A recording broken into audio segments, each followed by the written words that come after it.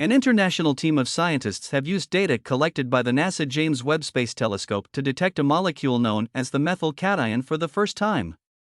Deep in the delicate traceries of the Orion Nebula, we've finally found an important carbon molecule never before seen in interstellar space. Methenium, also known as the methyl cation, CH3+, is a carbon compound long predicted to play a pivotal role in organic chemistry in interstellar space. Now, using the James Webb Space Telescope, scientists have identified it in the disk of dust and gas surrounding a baby star, confirming the plausibility of this role.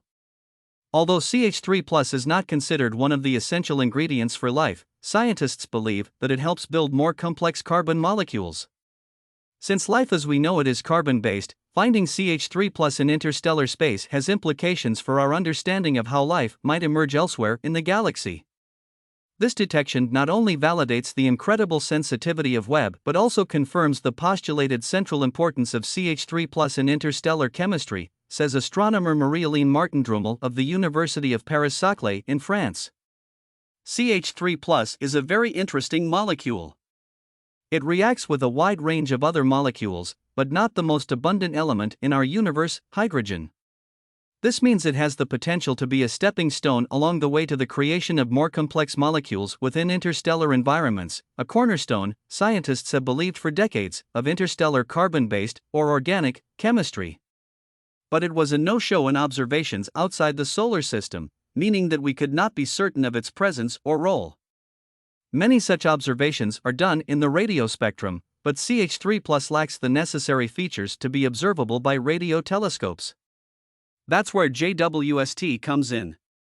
Its exceptional infrared sensitivity makes it ideal for probing the sorts of dusty environments where CH3+ is expected to be found, since infrared light can travel through dust where other wavelengths scatter. Led by astronomer Olivier Bern of the University of Toulouse in France, a team took a closer look at the Orion Nebula, as captured by JWST's mid-infrared spectrometer. There, they found puzzling bright lines in the spectrum that, ultimately, could best be explained by the presence of CH3+. The location of this detection was in a disk of dust and gas swirling around a red dwarf star named D203-506.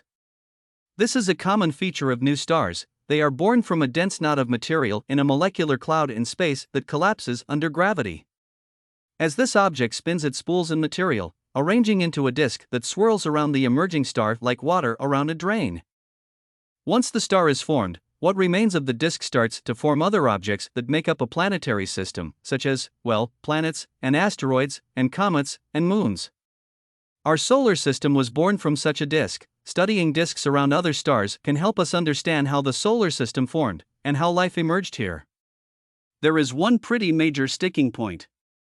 The protoplanetary disk of D203-506 is being heavily irradiated by harsh ultraviolet light from massive stars in the nearby vicinity, and this is thought to be a common stage in the life of protoplanetary disks, since most stars form in stellar nurseries, where these massive stars are common.